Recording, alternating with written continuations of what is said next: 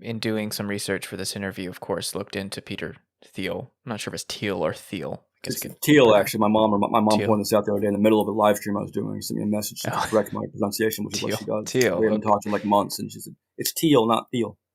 She's Okay. very. So Peter She was an Thiel. editor. She used to be an editor. Right. So, Okay. So this guy, you're putting a lot of emphasis on him specifically, and yes. he's a billionaire. He's, I guess, made much of his fortune in Silicon Valley, PayPal, now with Palantir, which I just want to say the name Palantir is from Lord of the Rings.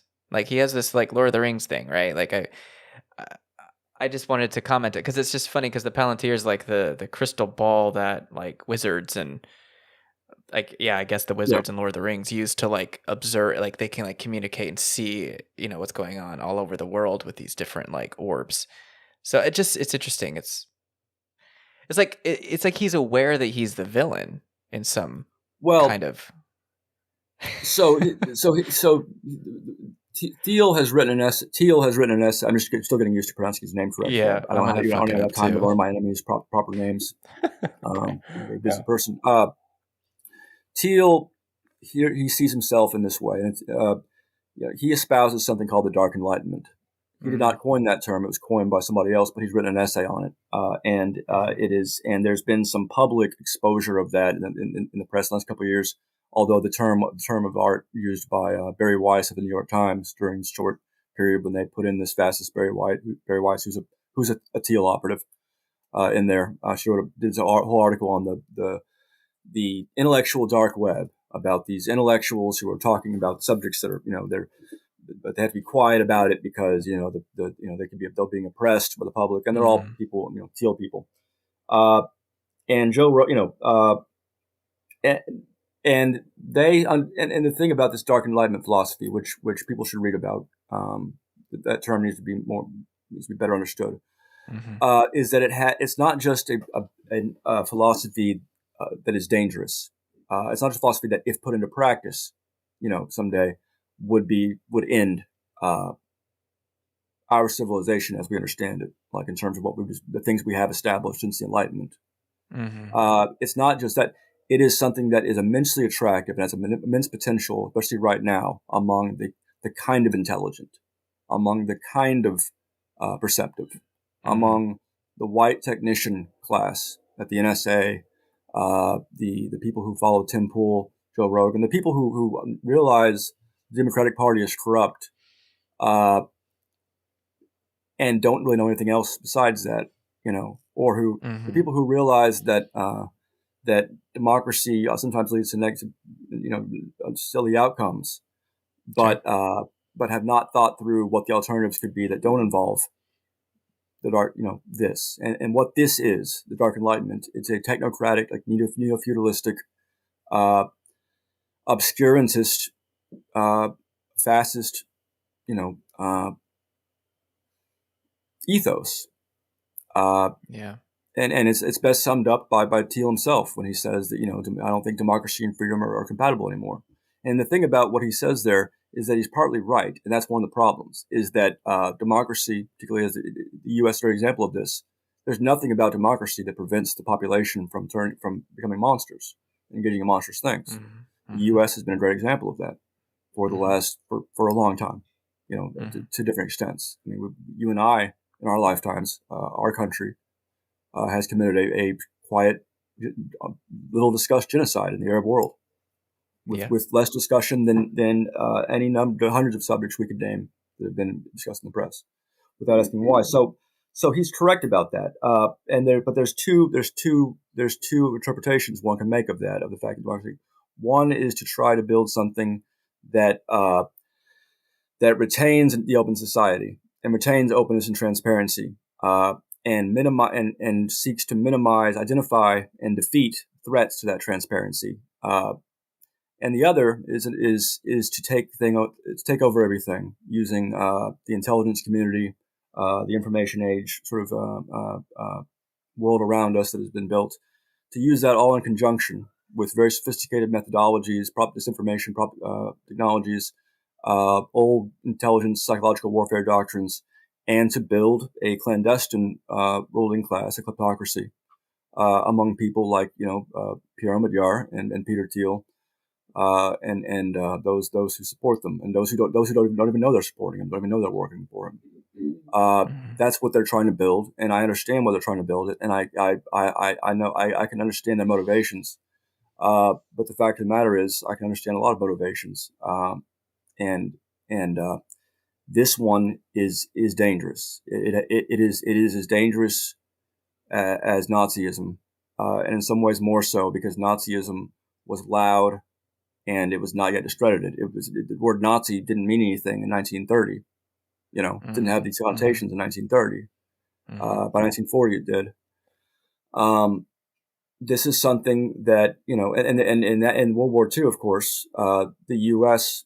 The U.S. was not, in conjunction with several other countries, essentially operating under the German madman who hates democracy, whereas now it is. The German madman was able to put Trump into office. I mean, Mhm. that was a very closely won election, Yeah. and the Cambridge Analytica Facebook Palantir operations to put out disinformation in ways that are very sophisticated and were already tested in the Middle East by the U.S. Pentagon via a program called Romos Coin that I wrote about and uncovered in 2011, 2012. Some of the same people being involved. There's no denying that uh, is what put Trump into office. That and the big network that Thiel had also built, people like Tim Pool and the alt rights, which we now know more and more uh, about how that happened and how it was directed and how it leads back to Thiel. So that's why my emphasis on Thiel.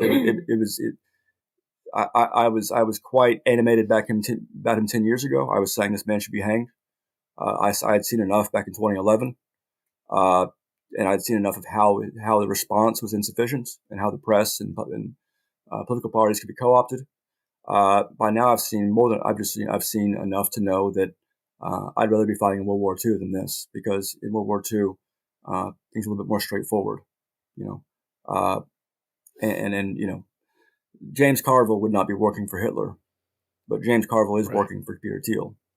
You know, Mhm. um, there's other ways to put it, but I mean, and in terms of analogies to Hitler, I should rush to say that I don't make this comparison at all very often. I think there's people we can compare people to, Stalin, whatever. There's tons.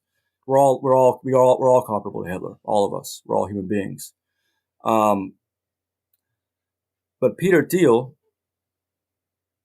has the ability and has proved and has shown his ability and has already begun engaging in putting into place this apparatus. And the apparatus defends itself very well. Defends itself from being seen for what it is, and it co-ops threats to itself, and it is sophisticated enough that I accidentally worked for it for Mhm. several years without realizing it when I was in prison, because I Mhm. wrote for The Intercept.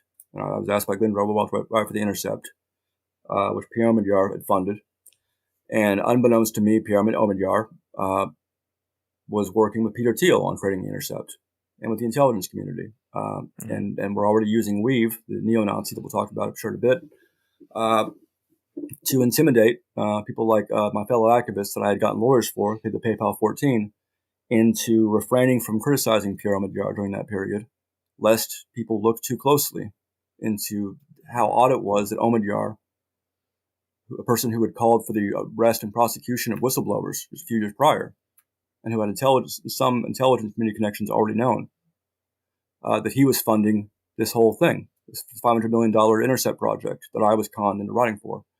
So I was used as bait. I was used to cover up, to give street cred, as someone who was a confirmed, anti-authoritarian. I was used as bait to help encourage other whistleblowers to submit to the Intercept. And had I known who the first editor of the Intercept was, John Cook, who is one of the ones that is most heavily linked to the FBI, had I known that Sam Biddle was working there, the only journalist who celebrated my prison sentence, and who also worked with the FBI in documents that we've put out since then. And had I known that a person who would later go on to become the spokesperson for the NYPD was working for the Intercept, and had I known that Mhm. all that two of those people were given the reality winner documents before she was identified. As we now know, I would have told Glenn Greenwald, just wait there. When I get out, I'll come find you, and I'll you and your little dogs, and I'll eat them in front of you. You piece of shit. I would. You have to understand. I was in prison because of Palantir. A lot of people were dead because of Palantir. Palantir would later, Mm-hmm. it would go on to help with the ICE raids. It was integral to the massive ICE, the roundups, the data Right. finding the families, and so they can put children in our gulags. So when I compare Peter Thiel to Hitler, I'm not saying they're exactly alike. Peter Thiel, in some ways, is much more sophisticated and better positioned than Hitler, and and uh, and Hitler would have had, even the German Nazi, the apparatus Gestapo would have had much more difficulty getting its greatest enemies uh, Mm-hmm. to actually work for them for so long as I did. It sounds okay. So you're talking about a billionaire neo feudalist Dark Enlightenment guy who. So you're talking about the Intercept specifically, and it's fascinating and it's obviously very disturbing what you're explaining here because the Intercept has presented itself as being a place of journalistic integrity, and it's Yes, there to help whistleblowers, like with Snowden leaks or with Reality Winner and these other examples of like this is a place where whistleblowers can come. So it seems to me like if Thiel is using this media network or this outlet to promote that image or that idea that it's a safe place for whistleblowers and real journalism to still occur, then it's like a form of capture. It's like a exactly. way It's of. exactly what it is, and that's exactly what my big that this is the concern that extends everywhere. This is what we're talking about. Really, is capture. Is secret capture, not just open state capture, but Mm-hmm. capture of, and that capture goes beyond the intercept to degrees that we've just started learning about in the last few months. And it went into my own organizations that started when I got out of prison, and Mm-hmm. which is why I had to shut down my groups and my nonprofit a little while ago because the degree of it was astounding. It was shocking, and again, luckily, um, luckily, regarding the intercepts, there's a number of people who work there as well, who worked in the actual offices, like who are very different people, very different views, like Marcy Wheeler, who has outspoken out about her experience there under John Cook, Mm-hmm. former editor of Mm-hmm. Gawker, weird person to put in, and Ken, a good friend of mine, the guy used to write for Harper's and so forth. I Mm-hmm. remember his name in a second. He worked with the Intercept, and didn't take him long to figure out something was wrong. And Tim Shorrock, who I like, and who is the person who really dug into the private intelligence community, and Booz Allen Hamilton even before we did, and before Snowden came out. He's since found a lot more about Pierre Medjard's internet intelligence connections, and so gradually the consensus among a lot of us, those of us who uh, are not willing to be bought, we have to be tricked into being bought. Uh, Yeah. the consensus is that yes, it was called the Intercept for a reason. Oh, yeah. Not ironic. So I just want to ask this before I think we can get into some more of the details. You mentioned this individual weave and the connection to Thiel and all of this, but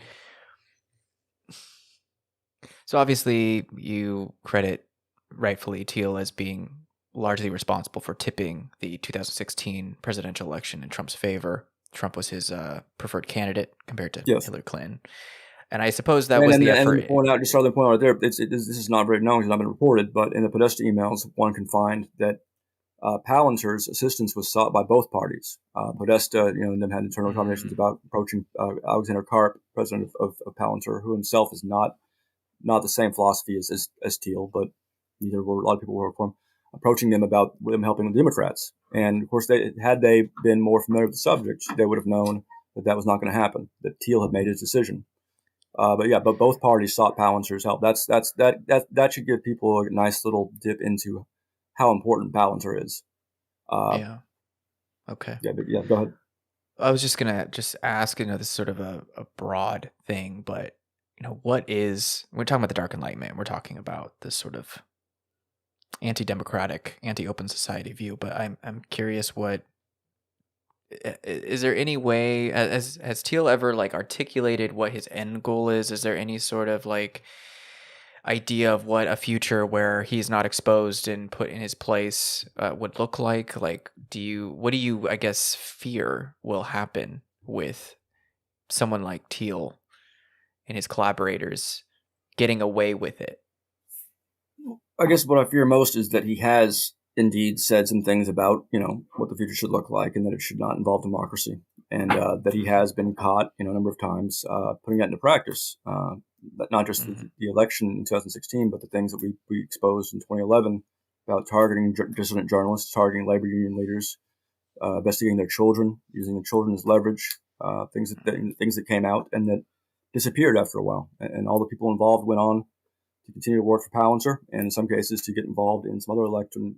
There's other election interference operations that went on in the last 5 years in other countries that uh, I'm not in a position to talk about, but someone else is, and it's and there's I would, but there's no point. It doesn't. Even this one So with the hasn't goal, gotten. if I But just feel like the but anyway, goal would, so but his so yeah. yeah, so his goal. I mean, what the world would look like. I mean, it would if you think about what the world looks like today compared to 10 years ago or 12 years ago. Think about that for a second. Mm-hmm. Uh, think about more of that.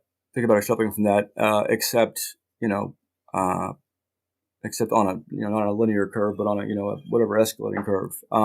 Yeah. So what I'm saying is the ice raids, for instance. You know, Mm-hmm. uh, imagine that on a larger scale. I mean, imagine.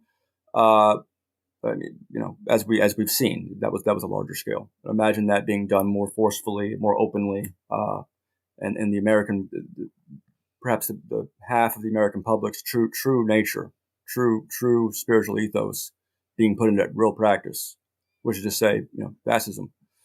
Yeah. Imagine the impulses, both the technocratic impulses of those who will lead, and those who do lead, including Thiel's good friend Max Zuckerberg, uh, and Trump and other authoritarians in Europe that have had conferences with him. The fellow in Mm-hmm. Hungary, I believe. Oh, or bonds. Anyway, Yeah. just imagine a world that is where democracy, an open society, uh, and the ability to engage in dissent. Imagine a world in which people who are climate change activists or who want to expose corporations and all that, they have no chance. Imagine in which they're not just being arrested here and there, but people aren't hearing their message, and they're being told powerful algorithms are being used along with persona management, social media bots coordinated by AI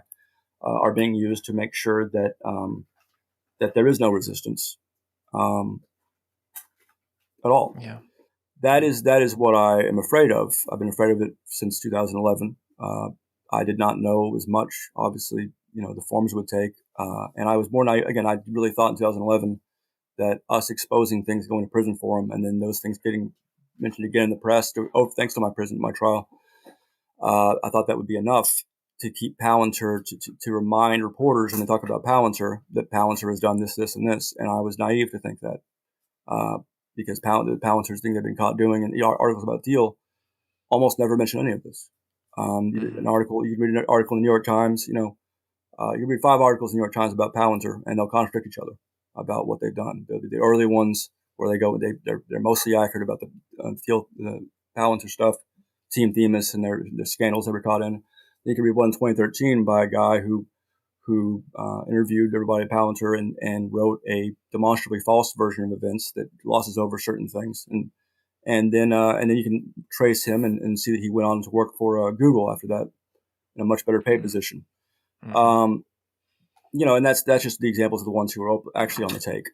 It's just I'm concerned that Palantir has arrived at a time when we have as individuals, as activists, as the media, as a public, as a citizenry, have not insufficient institutional memory, and there's so much, and of course there's so much to remember, so much going on that it's that much harder to bring focus on threats, especially threats that are able to defend themselves. The immune system from exposure, Mhm. and so much easier for bad actors to engage in bad action, and so much normalization of bad action in the last 5-6 years, especially. I mean, again, Trump was not, of course, like, did not have the worst effect of any U.S. president in modern age. I mean, he, but he, obviously he didn't preside over some of the things that killed more people, for instance. Uh, but what he did do was to make it more normal for the goofy, mainstream establishment consensus decency, for even Mhm. that to be taken down, and that's good and bad. Uh, Mhm. and it's also powerful for them because people who oppose the establishment, but don't know what to make of that, don't know what that means, and what, you know, they were easily, they were ready. They were ready to follow someone who claimed to oppose the establishment. And the fact that a person who works with the CIA and Facebook, DC, and uh, all these organizations in the UN is running this anti-establishment network. People like Tim Pool and Joe Mhm. Rogan and so forth, and even employed independent reporters like Yasha Levine and so forth to go after his opponents. Uh, Mhm. that is indicative of our age. It's indicative of where we're going. So that's what I'm afraid of. I'm not I'm not afraid of nuclear war. I'm afraid of the point at which there can be no war because the war has already been won in secret, and it's been Mhm. won by the wrong people. I'm afraid of disinformation.